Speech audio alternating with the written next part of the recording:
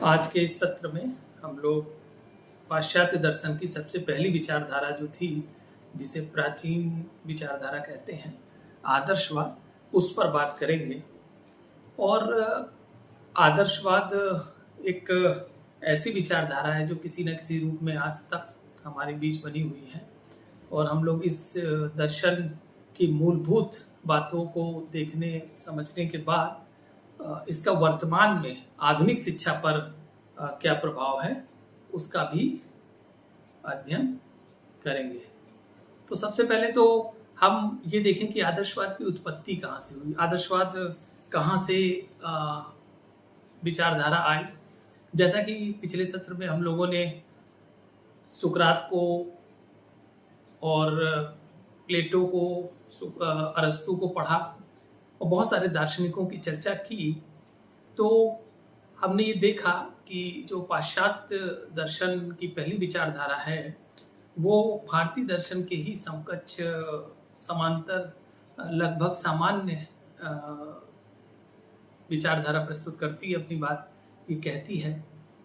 और इसकी उत्पत्ति या इसके प्राचीन समय में जाए तो यूनान में इसके सबसे पहले हमें जो विचारक मिलते हैं वो थेल्स महोदय द्वारा, जिनका टाइम पीरियड 640 से लेकर 550 ईसा पूर्व के बीच था। तो सबसे पहले थेल्स के विचारों में हमें आदर्शवादी विचारधारा दिखाई पड़ती है।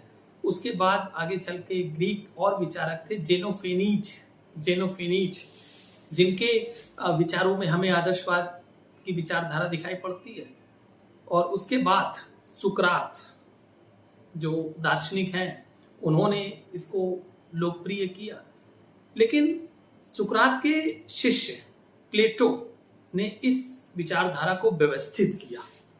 उससे पहले मैंने 3 और विचारकों की बात की। सबसे पहले थेल्स, जो 640 से लेकर 550 ईसा पूर्व के बीच में है, जिनके विचारों में हमें सबसे पहले आदर्शवादी विचारधारा के तत्व मिलते हैं।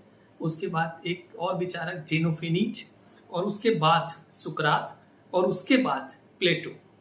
और आदर्शवाद के प्रवर्तकों में, आदर्शवाद के प्रतिपादकों में हम इनका नाम पाते हैं, जो हमारे प्लेटो, इन्होंने आदर्शवादी विचारधारा को लोकप्रिय बनाया, आदर्शवादी विचारधारा को व्यवस्थित किया। अब बात आती है कि आदर्शवादी विचारधारा है क्या, आदर्शवाद क्या कहते हैं अपने मूलभूत विचारों में, अपने सिद्धांतों में। जैसा कि इसके नाम से स्पष्ट है, जैसा कि आदर्शवादी विचारधारा का जो शब्द है, ठीक है, ये आदर्श को महत्व देते हैं। आदर्श क्या है? आदर्श वो नियम, वो शाश्वत सत्य, जिसके सहायता से ये जीवन जीने की बात करते हैं, ठीक है, जिसकी सहायता से ये जीवन जीने की बात करते हैं। मतलब आदर्श के आधार पर पूरी विचारधारा इन पर निर्भर है। इसीलिए इनको अगर अंग्रेजी में जाएं तो आइडियलिज्म, जबकि ये सही शब्द है आइडियाइज्म, लेकिन उच्चारण की सुविधा की दृष्टि से इसको हम आइडियलिज्म बोलते हैं। ये थ्योरी ऑफ आइडियाज है। थ्योरीज ऑफ आइडियाज मतलब इनका कहना है कि वस्तु नहीं शब्द। जैसे कि प्रकृतिवादी जब आए तो उन्होंने नारा दिया शब्द नहीं वस्तु, लेकिन उससे पहले जो महत्व था वो विचारों का महत्व था। ये सारी सृष्टि, ये सारी जगत, इन विचारकों का मानना था कि विचारों से उत्पन्न है, ठीक है, और इन्होंने विचार जगत को बहुत अधिक महत्व दिया। ये आदर्शों की बात करते हैं, ये भावनाओं की बात करते हैं, ये मूल्यों की बात करते हैं। तो भावों, मूल्यों, आदर्शों को महत्व देने के कारण इस विचारधारा को हम आदर्शवादी विचारधारा के नाम से जानते हैं। और ये विचारधारा प्लेटो के आगे भी बढ़ती रही, और उसके बाद हम बहुत सारे ऐसे दार्शनिकों के नाम पाते हैं, जिसमें शोपेनहावर हैं, जिसमें सेलिंग हैं, जिसमें डेकार्टे हैं, जिसमें बर्कले हैं, जिसमें लाइबनीज हैं, जिसमें कांट हैं। और ये वो दार्शनिक हैं जिन्होंने आदर्शवादी विचारधारा को आगे बढ़ाया। अगर हम जर्मनी में जाएं तो फ्रोबेल हैं, और अगर हम इंग्लैंड में जाएं तो टीपी नन हैं, और यदि हम पेस्टोलॉजी को देखें, हर्बार्ट को देखें, ठीक है, हान महोदय, ये सब आदर्शवादी मतलब आदर्शवादी विचारकों की एक लंबी श्रृंखला है, जो थेल से लेकर सुकरात से लेकर प्लेटो से लेकर और सेलिंग और सोपेनहावर और डेकाल्टे, लाइब्निज, बर्कले, इन सब विचारों के साथ ये दार्शनिक हमको दिखाई पड़ते हैं, आदर्शवादी विचारधारा के साथ ये दार्शनिक हमको दिखाई पड़ते हैं। तो सबसे पहले हमको किसी भी विचारों को समझना होता है तो उसके पृष्ठभूमि को समझते हैं कि ये पृष्ठभूमि इनकी क्या थी।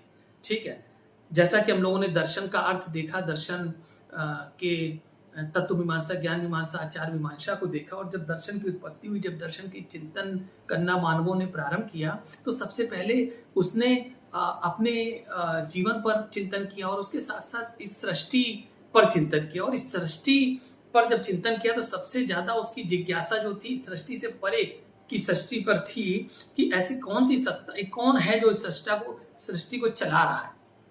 ठीक है, और उन दार्शनिकों ने, जिसमें सुकरात थे, प्लेटो थे, उन लोगों ने विचारों को बहुत महत्व दिया और उन्होंने ज्ञान को बहुत महत्व दिया और ये माना कि ये विचार और ज्ञान ही सबसे ज्यादा महत्वपूर्ण है। ठीक है, वस्तुएं तो भौतिक जगत का हिस्सा है और वो नश्वर हैं, वो समाप्त हो जाती हैं, लेकिन जो हमारे विचार होते हैं वो सदैव रहते हैं। इसकी सत्ता, विचारों की सत्ता है को अत्यधिक महत्व देने के कारण इसे विचारवाद के नाम से भी हम लोग जानते हैं।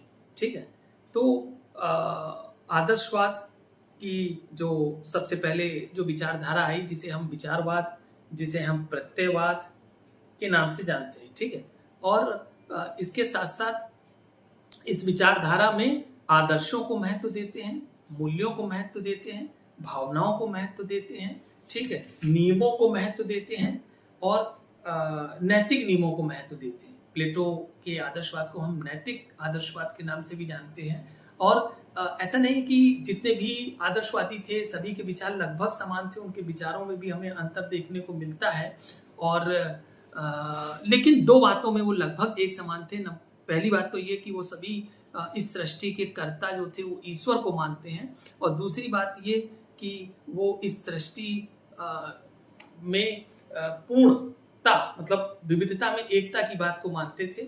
ठीक है, और आत्मा अनुभूति को मानते थे। तो ये दो ऐसे उभयनिष्ठ तत्व हैं जो हम प्लेटो में भी देखते हैं, जो हम लाइबनीज में भी देखते हैं, जो हम कांट में भी देखते हैं।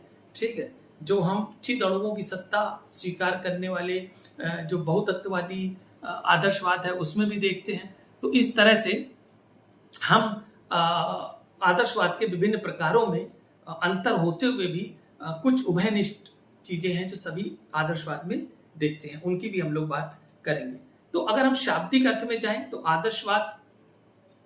आदर्शवाद जो है ये अंग्रेजी शब्द आइडियलिज्म से बना है। आइडिया प्लस इज्म, आइडिया माने विचार, इज्म माने वाद, विचारवाद। ठीक है, इसे हम प्रत्ययवाद भी कहते हैं। और विचार और प्रत्यय को अत्यधिक महत्व देने के कारण इसे हम विचारवाद, आदर्शवाद के नाम से जानते हैं। ठीक है, दार्शनिक सिद्धांत के रूप में इन्होंने वस्तु की अपेक्षा विचारों को महत्व दिया, भावों को महत्व दिया। इस चीज को याद रखना। और जब विचार और भाव महत्वपूर्ण है तो ये व्यक्तित्व विकास की बहुत अधिक बात करते हैं। ठीक है, और ये कहते हैं कि जो हमारे भाव हैं, जो हमारे मूल्य हैं, वो आत्मा के गुण हैं। ठीक है, आत्मा को जानने पर ये बल देते हैं, आत्मा के विकास की बात करते हैं, ये व्यक्ति के व्यक्तित्व विकास की बात करते हैं। ठीक है, ये आत्मा अनुभूति के विकास की बात करते हैं, वो इनके जीवन का चरम लक्ष्य है। तो इस चीज को भी याद रखिएगा।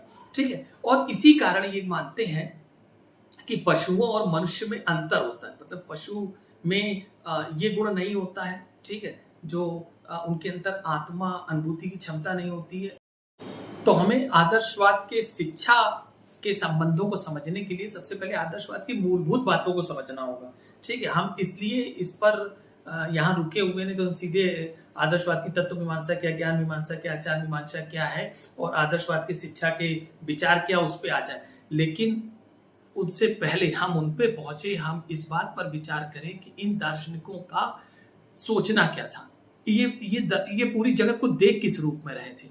ठीक है। और इस दर्शन की खास बात यह है, पाश्चात्य दर्शन में आदर्शवाद वो दर्शन है जो इस दोष से बचा हुआ है कि उसमें तत्व मीमांसा नहीं है। मतलब इनकी तत्व मीमांसा में सृष्टि, सृष्टा, कर्ता, ईश्वर, आत्मा, परमात्मा, जो तत्व मीमांसा के मूलभूत तत्व होते हैं उनकी व्याख्या करने का काम इसमें किया गया है।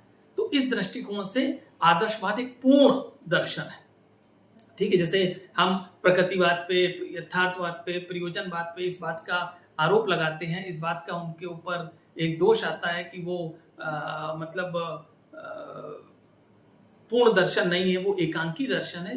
लेकिन आदर्शवाद पर इस बात से दोष नहीं आता कि वो इस जगत के साथ साथ आध्यात्मिक जगत की भी बात करता है, इस जगत से परे भी किसी जगत की सत्ता स्वीकार करता है। और इस जगत के साथ न केवल बाहरी जगत की सत्ता स्वीकार करता है, बल्कि वो इस जगत से अधिक आध्यात्मिक जगत को महत्व देता है। और आध्यात्मिक जगत को, इसकी मतलब अंतिम सत्ता, आध्यात्मिक सत्ता को मानता है। मतलब अल्टीमेट रियलिटी इनकी जो है वो आध्यात्मिक है। ठीक है। तो इस बात को इन्होंने महत्व दिया है। ठीक है। और भौतिक जगत इनके अनुसार नाशवान है, क्योंकि भौतिक जगत जो होता है ये असत्य होता है। आध्यात्मिक जगत विचारों, भावों, आदर्शों का संसार है। ठीक है। विचार, भाव, आदर्श ये सब हमारे आत्मा के विषय हैं। ठीक है। इसलिए ये आत्मा अनुभूति की बात करते हैं। और आत्मा अनुभूति जो है वो इंद्रियों से हो नहीं सकती। ये कहते हैं इंद्रियों के द्वारा भौतिक संसार का प्रत्यक्षीकरण किया जा सकता है। ठीक है। आत्मा की अनुभूति बुद्धि से हो सकती है, विचारों से हो सकती है, मस्तिष्क से हो सकती है। ठीक है। तो वो इसलिए विचारों को महत्व देते हैं, इसलिए इनके इस वाद को विचारवाद के नाम से भी हम लोग जानते हैं। ठीक है। और आदर्शवाद चूंकि विचारों को महत्व देता है, ठीक है, आदर्शों को महत्व देता, इसलिए ये भौतिक जगत को महत्व नहीं देता, इसलिए ये विज्ञान को महत्व नहीं देता। इनके पाठ्यक्रम में भी साहित्य, धर्म जैसे विषयों को प्रमुखता दी गई है, क्योंकि इनका मानना है कि आत्मा की उन्नति करने वाले विषय विज्ञान नहीं है, आत्मा की उन्नति करने वाला विषय भौतिक पदार्थों का ज्ञान नहीं है, बल्कि आत्मा का विकास करने वाला विषय जो है वो धर्म है। आत्मा का विकास करने वाला विषय साहित्य है, आत्मा का विकास करने वाला विषय भाषा है, दर्शन है। तो इन विषयों को उन्होंने अपने पाठ्यक्रम में प्रमुख स्थान दिया है। तो पूरी इनकी एजुकेशन की जो फिलॉसफी है वो इनके इसी 2-3 चीजों पर मुख्यतः केंद्रित है। आदर्शों को महत्व देना, विचारों को महत्व देना, मूल्यों को महत्व देना, भावों को महत्व देना। ठीक है। ये पूरे जगत में इसी रूप में देखते हैं। और इनके ये सारी चीजें आत्मा में है, ये सारी चीजें आत्मा के गुण हैं। तो आत्मा का विकास करना।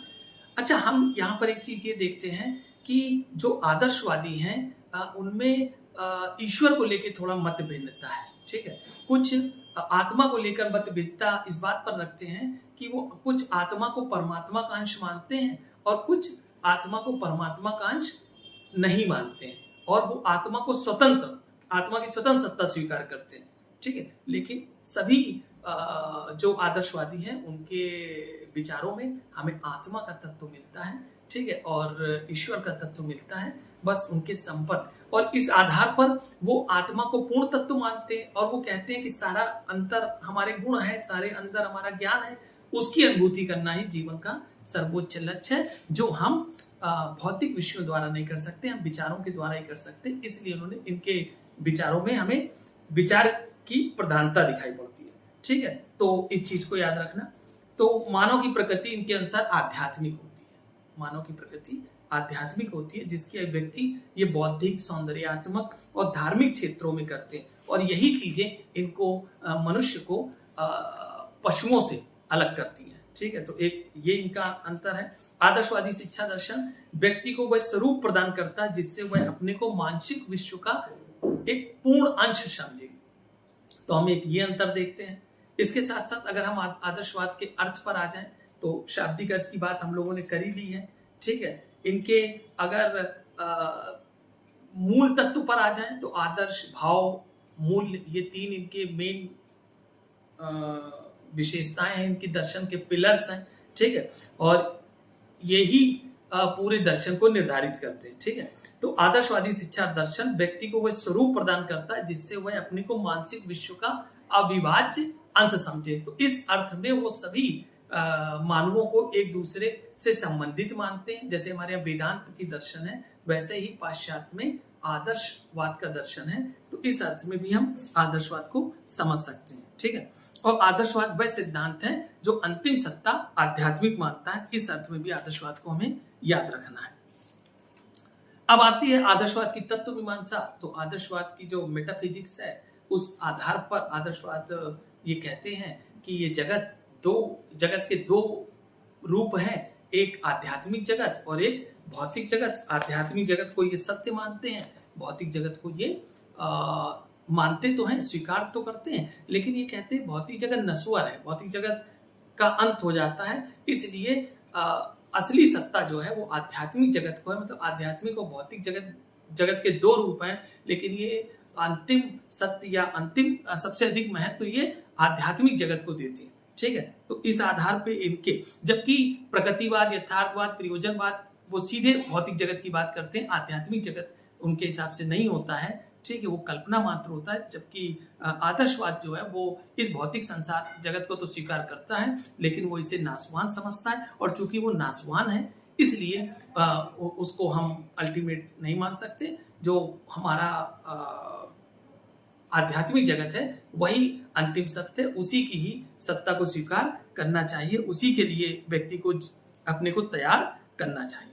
तो इनका जो तत्व मीमांसा है उसका एक उद्देश्य ये हो गया। अच्छा, इनके तत्व मीमांसा में हमने कहा कि दार्शनिकों के विचारों में मत भिन्नता होने के साथ साथ भी समानता है। जैसे प्लेटो के विचारों में हम देखते हैं कि इनका जो विचार है वो नैतिक आदर्शवाद है, जिसे हम मोरलिस्टिक आइडियलिज्म कहते हैं। ये मोरलिस्टिक आइडियलिज्म ये मतलब विचारों की नैतिक व्यवस्था को प्रमुख तत्व मानते हैं। तो विचारों की नैतिक व्यवस्था को स्वीकार करने के कारण इनको हम नैतिक आदर्शवाद कहते हैं। इसके बाद बर्कले आते हैं, ये कहते हैं वस्तुओं का ज्ञान हमें कैसे होता है। बर्कले कहते हैं वस्तुओं का ज्ञान हमें कैसे होता है। तो वस्तुओं का ज्ञान जो होता है वो हमें आत्मा के कारण होता है, ठीक है। आत्मा या मन, ठीक है, यहाँ मन और आत्मा मस्तिष्क समानार्थी अर्थ में है। तो ये आत्मा और मन के कारण हमें वस्तुओं का भास होता है, इसलिए इनके आदर्शवाद को आत्मनिष्ठ आदर्शवाद कहते हैं। किसके? बर्कले को। अगर आपसे आ जाए नैतिक आदर्शवाद के प्रतिपादक तो प्लेटो, और अगर आ जाए कि हमारा बर्कले ने कौन सा दिया तो इनका जो है ये है आत्मनिष्ठ आदर्शवाद। फिर तीसरे आते हैं लाइबनीज, और लाइबनीज जो है वो इस जगत में प्रत्येक पदार्थ की एक स्वतंत्र सत्ता स्वीकार करते हैं। प्रत्येक पदार्थ में एक स्वतंत्र आध्यात्मिक तत्व चिद अणुओं की बात करते हैं, ठीक है। ये चिद अणु जो है ये चेतन तत्व हैं, और ये चेतन तत्व के कारण इन बहुत सारे चेतन तत्व हैं, इसलिए इन चिद अणुओं को स्वीकार करने के कारण इन्हें बहुतत्ववादी आदर्शवाद कहते हैं। तो बहुतत्ववादी आदर्शवाद के प्रतिपादक कौन है? लाइबनीज, ठीक है। नैतिक आदर्शवाद के प्रतिपादक कौन है? तो प्लेटो। और अगर आत्मनिष्ठ आदर्शवाद के प्रतिपादक कौन है? तो बर्कले। इसके बाद आता है कांट, और कांट कहते हैं कि आत्मा या मन के स्थान पर बुद्धि को वस्तु के ज्ञान का आधार मानते हैं। कांट जो है वो बुद्धि को वस्तु के ज्ञान का आधार, मतलब किसी वस्तु का ज्ञान हमें किसके आधार पर होता है? बुद्धि के आधार पर होता है। इसलिए जो है ये बुद्धिवादी आदर्शवाद के प्रतिपादक कहलाते हैं, ठीक है। तो ये इनकी विचारधारा जो है इंटेलेक्चुअल आइडियलिज्म, तो इंटेलेक्चुअल आइडियलिज्म के प्रतिपादक कांट, ठीक है। प्लूरलिस्टिक आइडियलिज्म के प्रतिपादक लाइबनीज, और सब्जेक्टिव आइडियलिज्म के प्रतिपादक बर्कले, और मोरलिस्टिक आइडियलिज्म के प्रतिपादक प्लेटो। तो तत्व मीमांसा में थोड़ा सा अंतर होने के बावजूद सभी विचारक जो हैं वो विचारों को और आदर्शों को, मूल्यों को ही प्रधानता देते हैं। एक और आदर्शवादी विचारक है, नाम है हीगल, और हीगल के जो विचार दिए वो द्वैतवादी सत्ता को स्वीकार करते हैं। और द्वैतवादी सत्ता को स्वीकार करने में ये आत्मा और वस्तु दोनों की स्वतंत्र सत्ता को स्वीकार करते हैं, ठीक है। आत्मा और मन दोनों की स्वतंत्र सत्ता को स्वीकार करते हैं, और उनकी इस विचार के कारण उनकी विचारधारा को निरपेक्ष आदर्शवाद, एब्सोल्यूट आइडियलिज्म, आत्मा का चरम रूप परमात्मा ही वस्तु जगत का निर्माण करता है। उनका ऐसा मानना है कि आत्मा का चरम तत्व जो परमात्मा है, आत्मा उसका अंश है और परमात्मा ही वस्तु जगत का निर्माण करता है। इसलिए उनका एब्सोल्यूट जो है ये आदर्शवाद, निरपेक्ष आदर्शवाद के प्रतिपादक हीगल, ठीक है। इसके साथ साथ स्पिनोजा ने भी ईश्वर को एक ऐसा तत्व बताया है जो शाश्वत है, जो सनातन है, ठीक है, और ये आध्यात्मिकता और विचारशीलता की विशेषता से युक्त होते हैं। तो तत्व मीमांसा में हमें इन दार्शनिकों को याद रखना पड़ेगा। इन दार्शनिकों ने अपने कौन से आदर्शवाद का विचार दिया है, इसको याद रखना पड़ेगा, ठीक है, और उनके विचार में किस चीज की प्रधानता है। तो तत्व मीमांसा पर बात हो गई, है ना।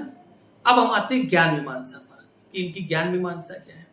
आदर्शवाद के प्रतिपादक प्लेटो ने आत्मा परमात्मा विचारों के दैवी स्वरूप को जानने को सर्वोच्च और सर्वश्रेष्ठ ज्ञान को निरूपित किया है। मतलब जो वो ज्ञान सर्वोत्कृष्ट है जो आत्मा को जानता है, जो परमात्मा को जानता है, जिससे हमें इनको जानने को मिले, वही ज्ञान हमारा सर्वश्रेष्ठ है। और प्लेटो के अनुसार ज्ञान 3 प्रकार का होता है: इंद्रिय जन ज्ञान, सम्मति जन ज्ञान, विचार जन ज्ञान, ठीक है। और इंद्रिय जन ज्ञान सबसे निम्न है, उससे ऊपर सम्मति जन ज्ञान है, उससे ऊपर विचार जन ज्ञान है। इंद्रिय ज्ञान जो है वो असत्य है, क्योंकि वो इंद्रियों द्वारा होता है और ये ज्ञान परिवर्तनशील होता है, और जो ज्ञान परिवर्तनशील होता है उसको ये सत्य नहीं मानते हैं, ठीक है, क्योंकि वो ज्ञान परिवर्तनशील है, आज कुछ है कल कुछ होगा।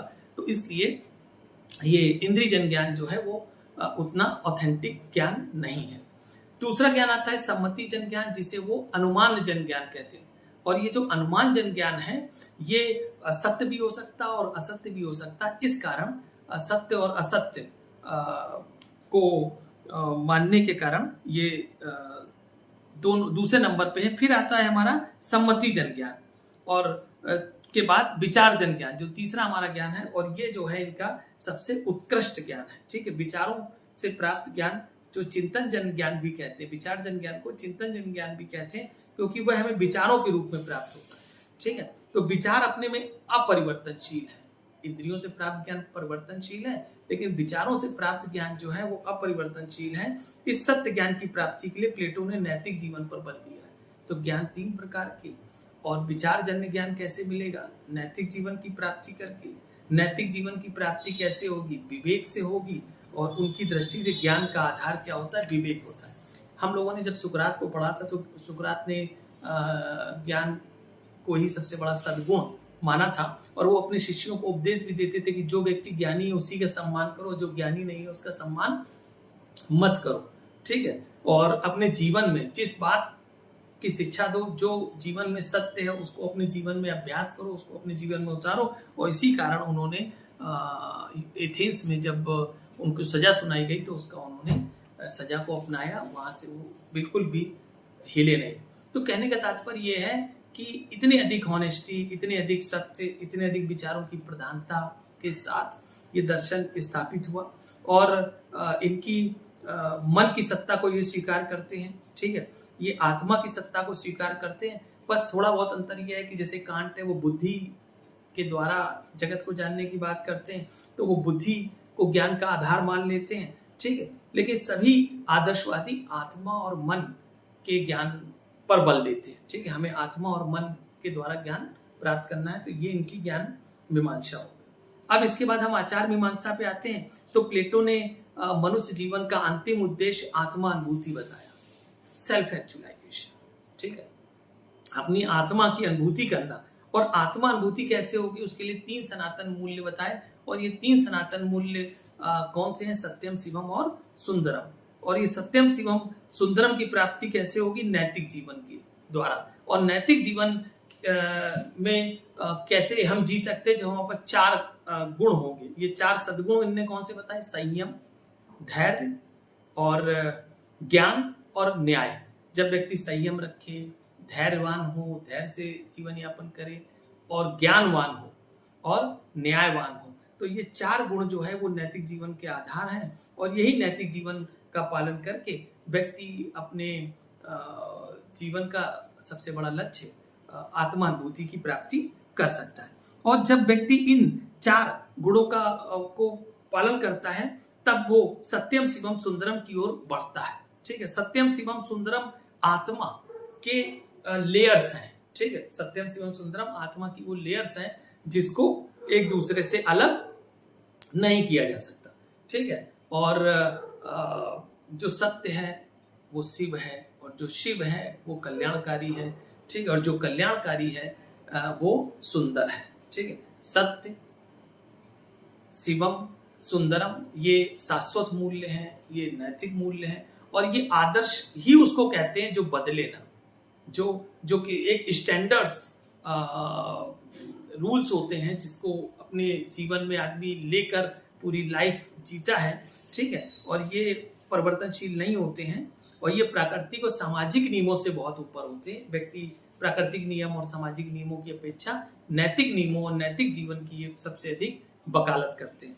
ठीक है, तो इन सभी आदर्शवादी विचारकों का जो उद्देश्य है, जो की आचार मीमांसा है, वो नैतिकतापूर्ण जीवन जीने पर बल देती है।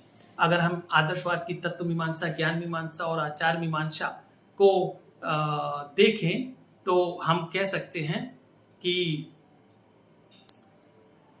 आदर्शवाद दर्शन की वह विचारधारा है जो इस जगत को विचारजन्य मानती है। ठीक है, इस जगत को विचारजन्य मानती है और उसकी प्राप्ति के लिए आदर्श जीवन जीने पर बल देती है, और उसकी आदर्श और नैतिक जीवन जीने के लिए सत्यम, शिवम, सुंदरम पर बल देती है, और जीवन का सर्वोच्च लक्ष्य आत्मानुभूति मानती है, और आत्मा को ईश्वर का अंश मानती है, और इस जगत को चलाने वाली शक्ति परमात्मा मानती है, और आत्मा को परमात्मा का अंश मानती है। ठीक है, तो आदर्शवाद दर्शन की वह विचारधारा है जो इस ब्रह्मांड को विचारजन्य मानती है, और इस ब्रह्मांड को का कर्ता ईश्वर मानती है, और आत्मा को ईश्वर का अंश मानती है, और जीवन का सर्वोत्कृष्ट लक्ष्य आत्मानुभूति मानती है, और आत्मानुभूति के लिए नैतिक जीवन जीने की बात करती है, और नैतिक जीवन जीने के लिए सत्यम, शिवम, सुंदरम मूल्यों के अपनाने की बात ये करती है। तो ये इनकी तत्व मीमांसा, ज्ञान मीमांसा और आचार मीमांसा है जो हम आदर्शवाद को जिसकी सहायता से हम समझ सकते हैं। अगर हम इन सब जो अभी हमने बात कही और इसके आधार पर अगर हम आदर्शवाद के मूलभूत सिद्धांतों पर जाएं कि क्या इनके मूलभूत सिद्धांत हो सकते हैं, तो इन्होंने संपूर्ण जगत के दो रूप माने। ठीक है, और वो दो रूप कौन से थे? एक भौतिक जगत और आध्यात्मिक जगत। लेकिन इन्होंने बल किस पर सबसे अधिक दिया? इन्होंने बल दिया आध्यात्मिक जगत पे। ठीक है, क्यों इन्होंने आध्यात्मिक जगत पर बल दिया? क्योंकि वो ये मानते थे कि भौतिक जगत जो है वो आध्यात्मिक जगत का प्रकटीकरण मात्र है, और जो ईश्वर है उसी के विचारों से ये पूरी सत्ता निर्मित हुई है, और हम उस अल्टीमेट विचार की ओर बढ़े, आदर्श की ओर बढ़े। ठीक है, वो हम आध्यात्मिकता की ओर बढ़े, मतलब ये मनुष्य को आध्यात्मिक प्राणी मानते हैं और उसी के विकास की ये बात करते हैं। ठीक है, ये संपूर्ण जगत के तो दो भेद हैं, लेकिन भौतिक जगत नश्वर है, इसलिए वो सत्य नहीं है। दूसरा इनका विचार था ये ब्रह्मांड विचारजन्य है। ठीक है, तो इन्होंने इस ब्रह्मांड की कोई विश्वास था कि कोई नियामक सत्ता अवश्य है, और ये सत्ता जो है वो अनादि है, वो अनंत है, और इसका स्वरूप आध्यात्मिक है, और यही सत्ता जो है ये ईश्वर की सत्ता है। तीसरा इनका जो विचार था वो आत्मा एक आध्यात्मिक तत्व है, परमात्मा सर्वश्रेष्ठ आत्मा है। ठीक है, तो आत्मा परमात्मा के संबंध में थोड़े विचारों में अंतर, कुछ आत्मा को स्वतंत्र मानते हैं, कुछ परमात्मा का अंश मानते हैं। ठीक है, लेकिन हाँ, आत्मा को आध्यात्मिक तत्व माना जाता है। ठीक है, और जिसको इंद्रियों द्वारा नहीं समझा जा सकता है, जिसको हम बुद्धि और विचारों द्वारा ही समझ सकते हैं। तो आदर्शवादी आत्मा को सर्वश्रेष्ठ आत्मा के रूप में देखते हैं। इसके अलावा ये मनुष्य को संसार की सर्वोत्कृष्ट रचना मानते हैं। क्यों सर्वोत्कृष्ट रचना है? क्योंकि उसके पास आत्मा है, आत्मा अनुभूति है, वो सत्यम, शिवम, सुंदरम का पालन कर सकता है, वो नैतिक जीवन जी सकता है ना, और उसके पास विचारों की शक्ति है, उसके पास मन है, उसके पास मस्तिष्क है, पशुओं के पास ये नहीं है, इसलिए प्राणियों में सबसे अलग हो जाता है, और मनुष्य संसार की सर्वोत्कृष्ट रचना है। इसके साथ साथ मनुष्य का विकास उसकी भौतिक और आध्यात्मिक शक्तियों पर निर्भर करता है। ये भौतिक शक्तियों को नकारते नहीं है, भौतिक शक्तियों की भी बात करते हैं, पर ये भौतिक शक्ति के स्थान पर आध्यात्मिक शक्तियों को अधिक महत्व देते हैं। ये कहते हैं कि अगर हमें भौतिक जगत का ज्ञान करना है तो हमें भौतिक शक्तियों का विकास करना पड़ेगा, हमें इंद्रियों का विकास करना पड़ेगा। इंद्रियों के द्वारा ही हम भौतिक जगत का ज्ञान प्राप्त कर सकते हैं, परंतु यदि हमें आध्यात्मिक जगत का ज्ञान प्राप्त करना है तो हम आत्मा के द्वारा कर सकते हैं। तो इस तरह से हमें इनके विचारों में दोनों तत्व की प्रधानता मिलती है, लेकिन अंतर आध्यात्मिकता को अधिक बल देने के कारण उसमें ये हमें अधिक अलग विचारों में करती है। इसके बाद मनुष्य जीवन का अंतिम उद्देश्य आत्मानुभूति है। आत्मानुभूति ईश्वर प्राप्ति है, ये इनके जीवन का सर्वोत्कृष्ट उद्देश्य है। आत्मानुभूति कैसे होगी, ईश्वर की प्राप्ति कैसे होगी, ये आध्यात्मिक मूल्यों से होगी, सत्यम शिवम सुंदरम की प्राप्ति से होगी। आध्यात्मिक मूल्यों के लिए क्या करना होगा, तो नैतिक जीवन जीना होगा। नैतिक जीवन कैसे जिएंगे, सत्यम शिवम सुंदरम मूल्य का फॉलो करके, मतलब जीवन में जो सत्य है, जो साहस है, जो संयम है, ठीक है, धैर्य है, न्याय है, ज्ञान है, ये हमको सत्यम शिवम सुंदरम के मूल्य हैं। इसको पालन करके हम नैतिक जीवन जीत सकते हैं। ठीक है, विविधता में एकता की कल्पना करते हैं और राज्य को सर्वोच्च सत्ता मानते हैं। राज्य को सर्वोच्च सत्ता इसलिए मानते हैं कि प्लेटो ने जिस तरह के की कल्पना की, उस तरह की कल्पना उस कल्पना से तो किसी मनुष्य का होना कठिन है। ठीक है, तो जो उतना एग्जैक्ट हो, तो ये जिम्मेदारी राज्य को देते हैं कि राज्य की ये जिम्मेदारी है कि वो ऐसे आध्यात्मिक नागरिक तैयार करे, वो ऐसे आदर्श नियम आचरण के नियम बनाए जिससे कि लोगों में आध्यात्मिकता का विकास हो सके। इसलिए वो राज्य को सर्वोत्कृष्ट मानते हैं।